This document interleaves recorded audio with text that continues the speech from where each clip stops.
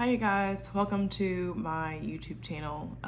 If you are new here or a subscriber, I just want to say welcome, and I just pray that my channel stories and testimonies and the content that I share on here just helps you increase your faith, and I'm passionate about just some of my experiences and stories, just because I didn't really have anybody to help me or really lead me in my relationship with the Lord. So and relationship with Jesus Christ, just want to add that. But yeah, so it is, it is Monday, and it has been a very Monday-like Monday for me.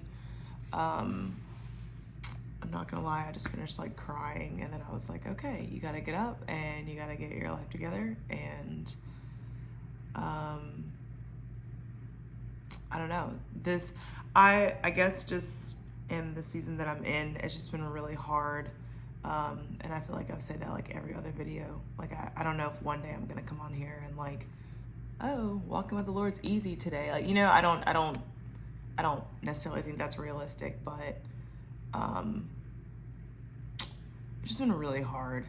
And I think what's different about me and where I am with God and just life and things and just knowing some of the people that I know, and I guess I don't think I'm gonna share it. I think I'm just gonna go through it with God and get out of it. And that is, in a way, that's kind of a win for me, because I think I'm used to having people around, and it's nothing against them, but I think just I was used to having people around and having people from church around, and I've said before, I've just had to do a lot of really hard things by myself, and they're hard, and they're tiring at times, and I sacrifice a lot of time. I sacrifice, and not in a me kind of way, but it's the truth. As many of you know, if you've watched any of my content, I work at a restaurant. So if I don't prepare meals and meal prep my food and take care of my body, I can't eat restaurant food every day. It's just stuff like that. And then it's there's just, our restaurant is really crazy, which all restaurants are in ways, but my coworkers and I were actually talking about this yesterday, because I kind of snapped on somebody a couple weeks ago, and I felt so bad. And I had been praying and asking God, okay, can you just give me an opportunity to apologize to the person if you want me to, whatever. And that actually happened yesterday. And we all, I love my coworkers so much. I don't know if any of them even watch my channel, but I really do. But I swear our restaurant is just it's so stressful. And a lot of times just dealing with the public and dealing with the things that we have going on, and outside of work, and then having to work, it's just a lot. And it's funny, we were kind of talking about that yesterday, and obviously being a woman, it's completely different than being a man. It's every month, I'm annoyed for a couple days, solid couple days, and we were talking about that because this past Thursday, I was so irritable, and I couldn't shake it. And it wasn't necessarily my emotions, obviously it's an emotion, but it was just we were so busy, and I kept getting all these tickets at the our drink tickets from the restaurant come up at the bar, and no one offered to help me, and I was stuck by myself for a little. It was just a circumstance, right? But I'm trying to take time to reflect on all these circumstances and situations and things that ultimately God's allowing to happen, But then also it's like, what am I learning from these situations? And I told a coworker this yesterday. I was like, I don't mind being direct. I don't mind telling someone the truth. I do think that like how you come across is important, but I also want to be myself, you know, like I'm not going to change myself to communicate something. But I also think too that a lot of things and people, and especially in the South, like things have just been babied and pacified, and it's just depending on, I guess, the context or like what you're asking or whatever. That's just not how I communicate. And so we were talking about that, and I was just like, yeah, but like I never want to hurt anybody's feelings. I think that's something that I like battle with, because I don't mind being like blunt and honest and like telling the truth, but I do not like hurting people's feelings. I do not like getting my feelings hurt. And I don't like hurting people's feelings because I've gotten my feelings hurt a lot, so I know what that feels like. So it's just kind of been a wild ride for me, and I am gonna read and get into scripture in a minute, but I just like, I would be lying if I said that this was easy, and I've had just a lot of things to do and just a lot of things that are outside of my control. And like, if I'm being honest, they all cost money, and I don't really want to go into a lot of detail, but I was talking to another coworker about this too. It's like, it's weird to like try to save up all this money and then something happens and it's gone. Like, and that has been part of my, like, I guess like stress in a way. Like I think I mentioned in a video before, I had to do a bunch of stuff to my house and, you know, take care of all that. And like, now that that's like literally almost done, I have one more thing to do. Now it's my car. It's like one thing after another. And I'm just like, I'm grateful that I'm able to handle it, but it is just like, it feels like it's back to back to back. And so if y'all would just pray for me, that would be great. I'm not even above asking that, because it's just like, it's just overwhelming and it's hard. And I think it's very easy to look at like other people's lives and like, I don't know, like I know like if I have my hair and like my makeup done and like, you know, it's like people, I don't know, I don't think people realize a lot of the things that I go through, and I don't know if I just like handle it very well, or on the surface I handle it very well, but like inside it is not the same as the outside a lot of times. And I think for me, what keeps me grounded and like keeps me out of just some of the darker places that I could be, physically and emotionally, like, you know, depending on the topic, I guess, or context of the person, or I don't know, I could just be in a whole different, I could just be a whole different person right now. The only thing is God. And it's like, I know that like I've been in worse situations before. And I think what's weird about this right now is that I'm not really happy to be in the situations that I'm in, but I'm also grateful that they're happening, because they could be worse, and it could cause worse things if I don't handle them now. And it's just a very weird place to be. And I guess in certain ways, I don't want to say like frustrated by experiencing delays, because I know they're for my good, but it's just a lot of emotions to like put in places, I guess. So, yeah. And I think too, I'm one to kind of go into a turtle shell and just grind and like do things on my own, because sometimes it's easier for me to do that without anybody else's input, without anybody else like worrying about money for me. Like, I'm not really worried about money the way that other people would be. I don't really view money the way that a lot of people do. It doesn't run my life. It doesn't rule my life. It doesn't, like, I think it's a tool, but where some people may idolize it, there's some people that live in a poverty mindset, right? So if I'm like in the middle of that, sometimes it's just easier for me to just like not talk to anybody until whatever I'm going through is like over. Because whether we want to admit it or not, I don't necessarily think other people's opinions influence me, but sometimes I just don't want to hear it. Like, you know, if you're worried about your car or worried about money or worried about certain things, the last thing that you want to hear is like, oh, that's so expensive, or oh, it's that much. Like, you know, it's like, and some people can't help it. Like, that's just how they communicate. And like, that may have just been the first thing that they said.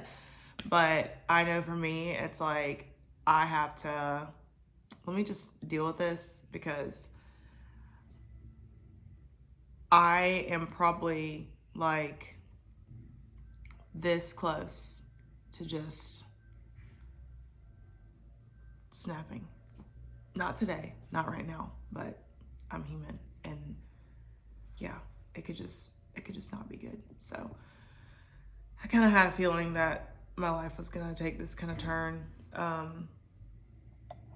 Like, I had a couple days of rest that were just like kind of out of the ordinary, and it was kind of like this a little bit last week too, and I just had a feeling that that was temporary. So here we are. But thanks for listening to my rant. But yeah, I hope you guys are good. And I just hope that like one day, I don't know where I'm going, but I hope that I'm able to look back on these videos, and I guess whenever you're seeing this, I just hope that it's encouraging, or even if it's not encouraging, you're like, what is she talking about? I just hope that like people know that God is still good, and like he is still here. And like, I already cried today. I do not want to cry again, but it's just like really surreal, because the only way that I'm even able to like do the things today that I have to do with my car, and I'm off today, is like nothing but the grace of God. And in a quick summary, I was getting like overcharged, and I just like told the people like, hey, listen, like I don't have this money to like just keep giving to you, like just the way that I'm doing it. And I was, I guess, like kind of vulnerable, and like told them other things that I had going on. I'm like, I'm not barking about the price of it. It's just that the timing, I had to cut trees down, I had to get my roof looked at, I had to paint this on my house, I had to mulch this, I had to do that, I had to, you know, I still have regular bills, and like I have to get gas, like, you know, it's like all the things that I was like paying for in like a very, I guess, like short amount of time. I just flat out told them like, I can't keep coming here and like doing this if this is like, is there another option? And I don't know if like the person like felt bad for me, but they basically were like, yeah, I'm gonna see if she was like, the dealership is like overcharging you. Like that's, I mean, ultimately like that's what the conversation came out to be. And yeah, so she referred me to somebody else that referred me to somebody else. And it's interesting because none of that would have happened, because the situation that happened with my car just happened yesterday. So, and it was like super out of the blue, and it happened like on my break at work. It wasn't even like I was dry. Yeah. So, yeah. So I know that like God is still in control, and I know that he's got it. And, I think right now what I'm like, I don't want to say fighting because that's a little aggressive, but I think for me right now, I am just trying to keep my mind like on him and like knowing that he has got it, and just trying not to be frustrated. Because at the same time, I'm grateful because the money that I need to make and the money that I need to do the things I need to do, I can get a lot faster than like a lot of other people can legally. So, it's just a very weird emotional place to be for me. So yeah, I did not think I was going to say all that. Thank you for listening to that if you did, because I really appreciate it. Okay, so I'm going to read. We are on chapter 34.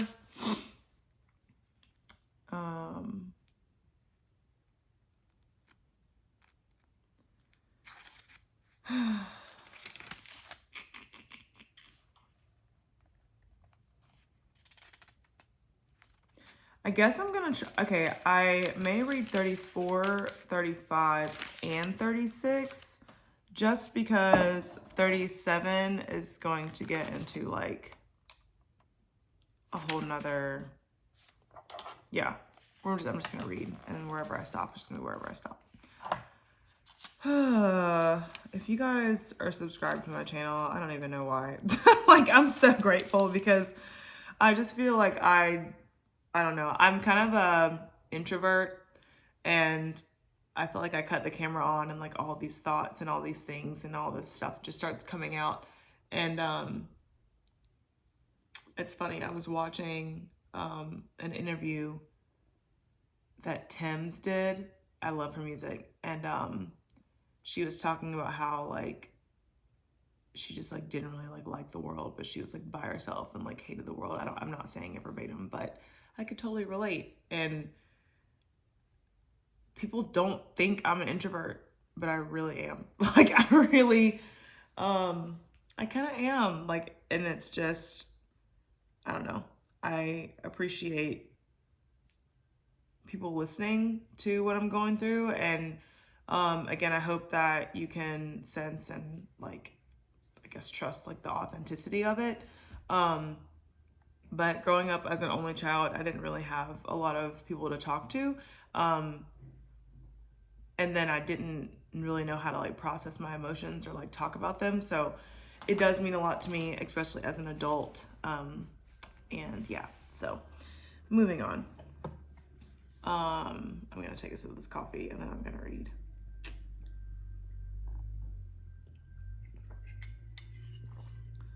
And yeah, I mean, I guess it is my YouTube channel. I could just sit here and drink coffee and do whatever I want to do. But still, I just really appreciate y'all for listening because it's important, you know? Listening is like, I don't know, listening is a really important skill. It's kind of like a love language, because if you love someone, don't you want to listen to what they're saying? Like, don't you want to know what's in their mind? Like, don't you want to like hear their thoughts, you know? So it's like, if you don't listen, then I don't know, it's just kind of a weird, I don't know, I just thought about that. I'm gonna read. So, all right, chapter 34, revenge against Shechem. One day, Dinah, not sure, Dinah, we're gonna call her Dinah. One day, Dinah, the daughter of Jacob and Leah, went to visit some of the young women who lived in the area. But when the local prince, Shechem's son of Hamor the Hivite, saw Dinah, he seized her and raped her. But then he fell in love with her, and he tried to win her affection with tender words. He said to his father, Hamor, "Get me this young girl. I want to marry her." Soon Jacob heard that Shechem had defiled his daughter, Dinah, but since his sons were out in the field herding his livestock, he said nothing until they returned. Hamor, Shechem's father, came to discuss the matter with Jacob. Meanwhile, Jacob's sons had come in from the field as soon as they heard what had happened. They were shocked and furious that their sister had been raped. Shechem had done a disgraceful thing against Jacob's family, something that should never be done. Okay. There's a lot happening right now. This is a little out there for some of the other things that we've read.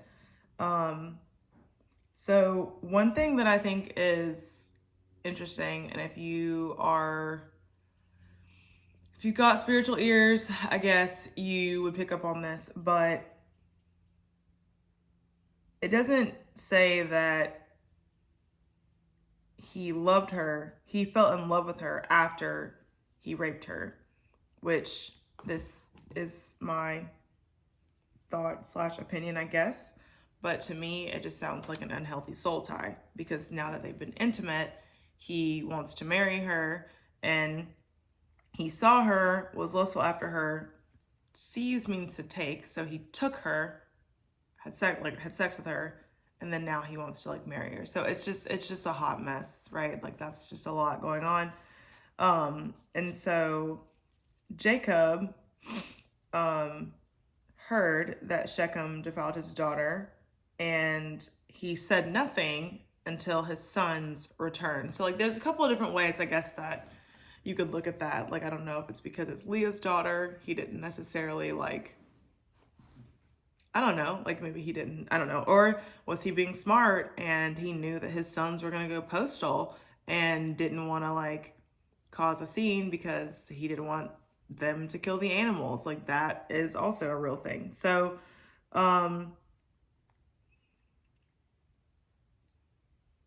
it's also interesting too that Hamor came to discuss it with Jacob, and then Jacob's sons left the field as soon as they heard what happened. So Jacob didn't have to tell anybody.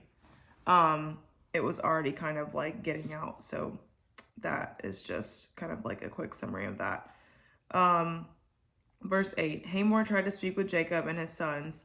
My son Shechem is truly in love with your daughter, he said. Please let him marry her. In fact, let's arrange other marriages too.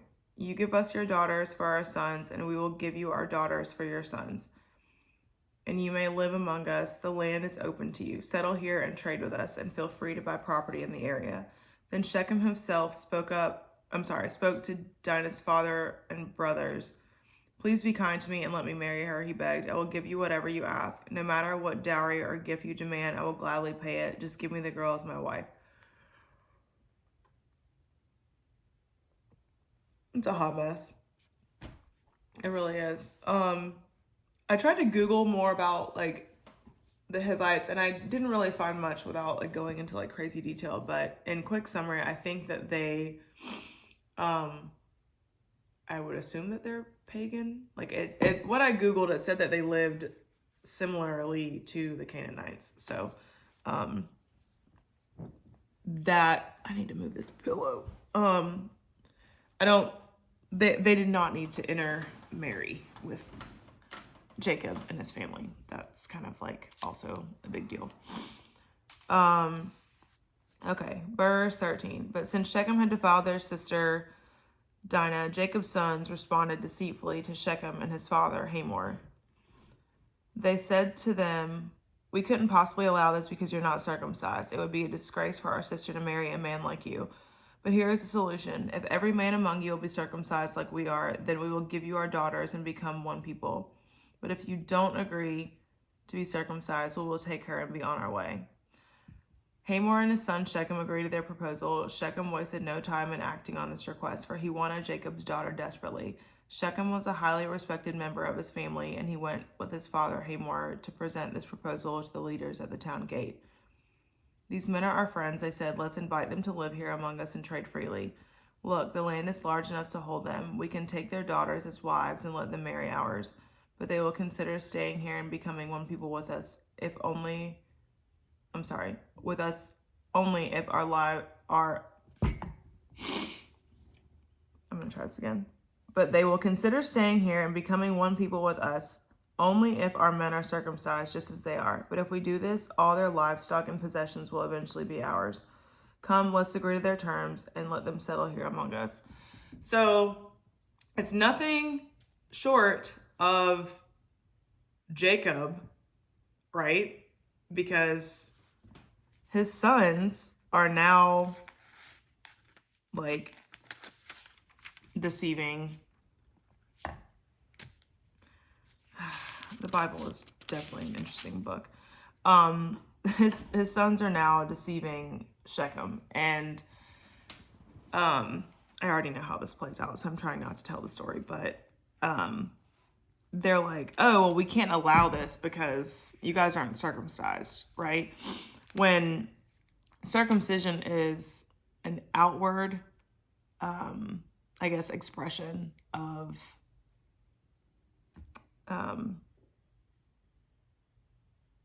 I don't know the word I'm thinking of, but circumcision is an outward expression of, like, I guess, like being, I don't want to say being an Israelite, but like being,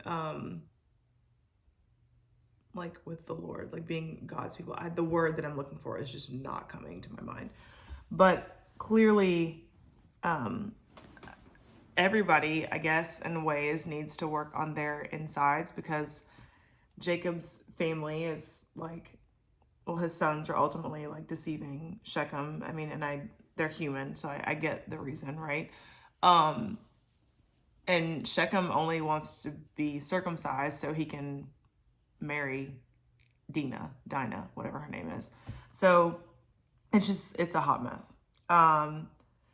And Hamor is like, okay, they're telling the town, like, oh, everything's going to work out, and then they're going to intermarry with us. And we know that, like, God takes care of his people. So either these people are going to, like, I don't want to say like mooch off of like God's people, but, or God's not going to be able to bless them if they intermarry with people that they're not supposed to. That is quite an interesting statement that I just said. All right. Verse 24. So all the men in the town council agreed with Hamor and Shechem, and every male in the town was circumcised. But 3 days later, when their wounds were still sore, 2 of Jacob's sons, Simeon and Levi, who were Dinah's full brothers, took their swords and entered the town without opposition. Then they slaughtered every male there, including Hamor and his son Shechem. They killed them with their swords, then took Dinah from Shechem's house and returned to their camp. Meanwhile, the rest of Jacob's sons arrived. Finding the men slaughtered, they plundered the town because their sister had been defiled there. They seized all the flocks and herds and donkeys, everything they could lay their hands on, both inside the town and outside in the fields. They looted all their wealth and plundered their houses. They also took their little children and wives and led them away as captives. Afterward, Jacob said to Simeon and Levi, "You have ruined me. You've made me stink among all the people of this land, among all the Canaanites and Perizzites. We are so few that they will join forces and crush us. I will be ruined, and my entire household will be wiped out. But why should we let him treat our sister like a prostitute?" They retorted angrily. I'm actually going to stop there for this particular video just because it's getting lengthy. But the end of this reminds me of the book of Jonah, where God was talking to Jonah when he was asking him, like, should you be angry about the plant? Like, I forget exactly what he was asking. I'm just going to turn to it. Because it's left, that particular chapter is just left like open-ended. So Jacob is like, oh, you've ruined me, you've made me sink among these people. Like, it's kind of like, well, what are these people gonna think of me? Like, blah, blah, blah, blah, right? But, and I'm not saying that they did what they did like the right way. Like, obviously we know that, but they left it open-ended. Like, so you're like okay with them treating our sister like a prostitute. Like, let me find what.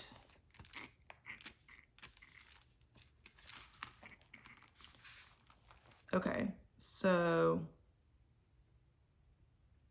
yeah, the last part of Jonah. Okay, Jonah chapter 4 verse 9. It says, "Then God said to Jonah, 'Is it right for you to be angry because the plant died?'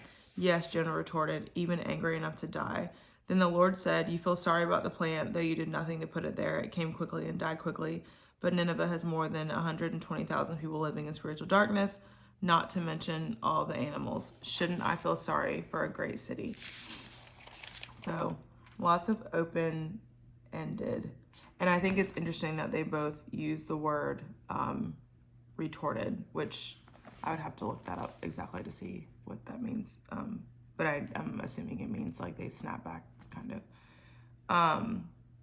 But yeah, it is just, I don't know. I think about like, there's a lot of like talk about like the men in this story, like the Shechem wants to marry Dinah, and Dinah's just at the house, just being held hostage low key, and we don't really get to hear like her point of view or anything. But I think as a woman reading this story, like, and obviously men and women are different, but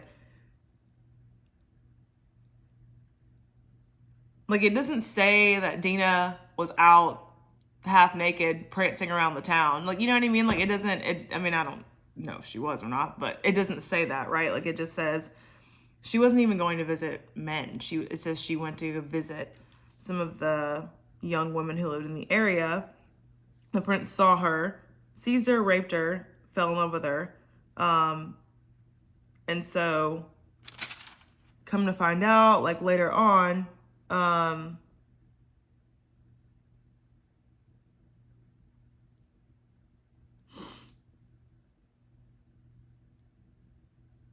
let me see.